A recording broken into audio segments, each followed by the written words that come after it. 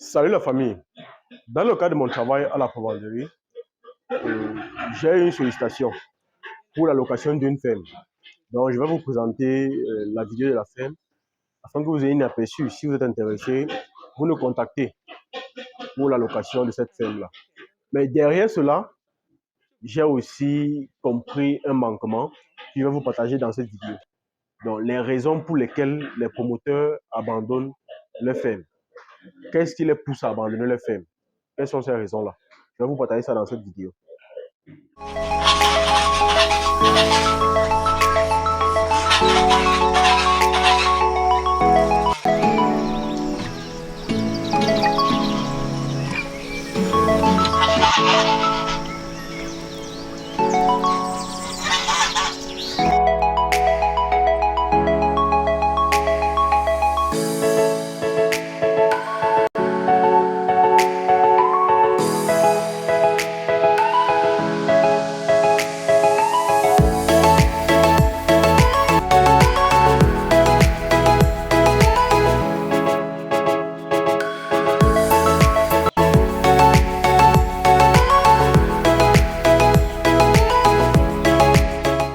Moi, c'est Simales Clovis, jeune entrepreneur agropastoral, éleveur de porcs et de volailles locales.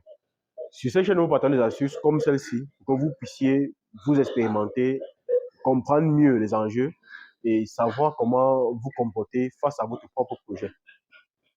Ici, nous vous partageons des astuces comme ça régulièrement, 2 à 3 fois par semaine, afin que vous puissiez être de plus en plus informé des réalités du terrain et mieux comprendre comment vous allez vous améliorer. Si vous êtes intéressé par ces différentes thématiques, abonnez-vous, likez cette vidéo, partagez-la et dites-nous en commentaire ce que vous pensez des raisons que je vais donner dans cette vidéo. Ici, nous allons vous partager 5 points et la 5e risquerait vraiment vous toucher. La 5e risquerait vraiment vous toucher. Et je m'en excuse déjà si ça vous touche directement. Mais sachez que c'est une réalité. On est obligé aussi de... Je suis obligé de le dire afin que vous puissiez mieux prendre les précautions par rapport. Je serai obligé de le dire afin que vous puissiez mieux prendre des précautions par rapport. Surtout le 5e point. Donc, suivez la vidéo jusqu'à la fin.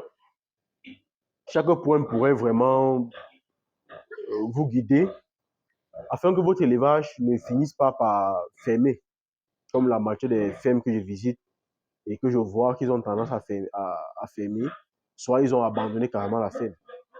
Donc, suivez minutieusement ce qui va partager dans cette vidéo parce qu'elles vont vraiment vous aider à ne pas fermer votre ferme après tant d'investissement.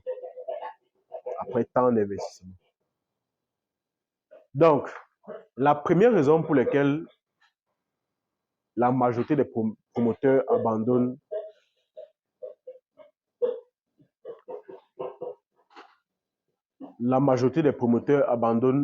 leur ferme, c'est qu'ils ont parfois, lors du lancement de leur ferme, ils ont la méconnaissance du terrain. Quand ils parlent de méconnaissance du terrain, c'est que eux, ils ont vu le voisin lancer un projet. Alors, ils ont vu le voisin gagner de l'argent à travers l'élevage et ils se sont dit, pourquoi pas moi? Alors, comme ils ont eu du cash, ils ont eu se lancer. Et quand bien même ils ont des difficultés, ils n'ont pas cherché à comprendre comment ça se passe pour pouvoir mieux le suivre. Ils ont abandonné.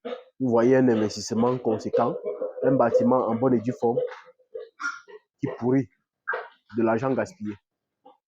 Tout simplement pourquoi? Parce qu'on n'a pas bien compris de quoi il s'agit avant de se lancer.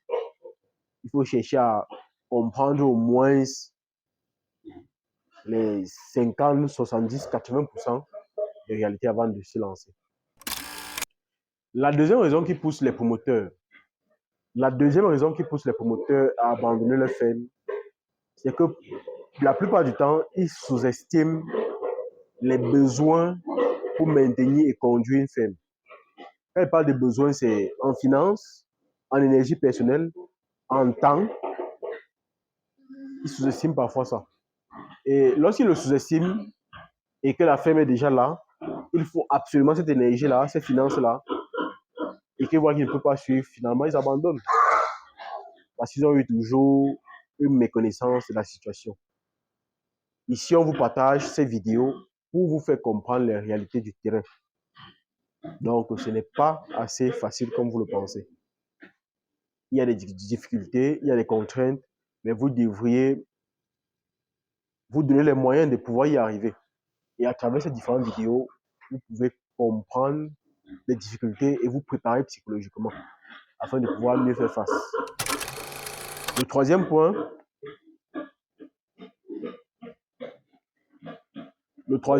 qui fait en sorte que les promoteurs abandonnent souvent leur ferme, c'est la complexité du management dans la ferme. La complexité du management va vous faire tourner en rond, avoir des pertes immenses parce que les sujets ne sont pas bien traités, ne sont pas bien gérés, ne sont pas bien managés. Donc, ce problème aussi va pousser les promoteurs à fermer leurs fermes, fermer leurs élevages. Donc, vous, avant de vous lancer, comprenez qu'il y a un problème de management qui se pose. Même si vous allez travailler vous-même à la ferme, il est important que vous puissiez penser sous forme d'entreprise et commencer déjà à créer un système qui va vous permettre de manager facilement votre ferme par la suite. Le quatrième et avant-dernier point qui fait en sorte que les promoteurs finissent par abandonner leur ferme après tant d'investissements,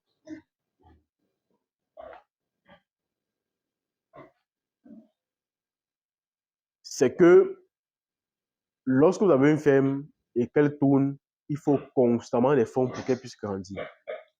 Ça veut dire que si vous étiez à la base à 50 sujets, pour quitter de 50 sujets à 100 sujets, il faut des fonds.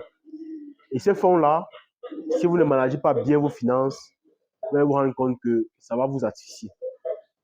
Ça risquerait de vous asphyxier. Donc, pour quitter de 100 sujets à 200 sujets, il va vous falloir encore des fonds. Et si vous ne managez pas bien vos fonds, vous risquez encore d'être asphyxié.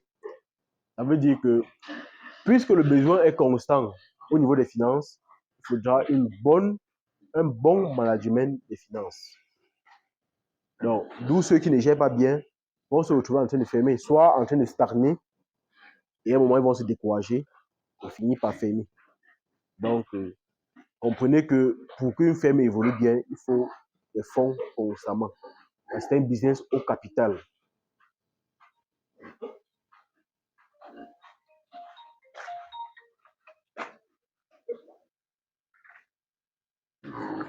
Donc, il faudrait bien comprendre que la ferme, c'est un business au capital. Si vous voulez quitter de 1000 poulets à 2000 poulets, il faudra encore un grand bâtiment. Donc, si vous n'avez pas bien géré votre finance, vous risquerez encore d'être dans des difficultés énormes pour pouvoir lancer votre bâtiment. Donc, c'est un peu ça. La cinquième et dernière cause qui fait en sorte que la majorité des promoteurs finissent par fermer leur ferme, qui est l'une des raisons qui est l'une des raisons qui sont les plus grandes que moi je vois qui est les plus récurrentes. Parce que cette raison, c'est l'une des raisons les plus récurrentes. C'est que les promoteurs ne considèrent pas réellement leur projet. Les promoteurs ne considèrent pas aussi bien leur projet.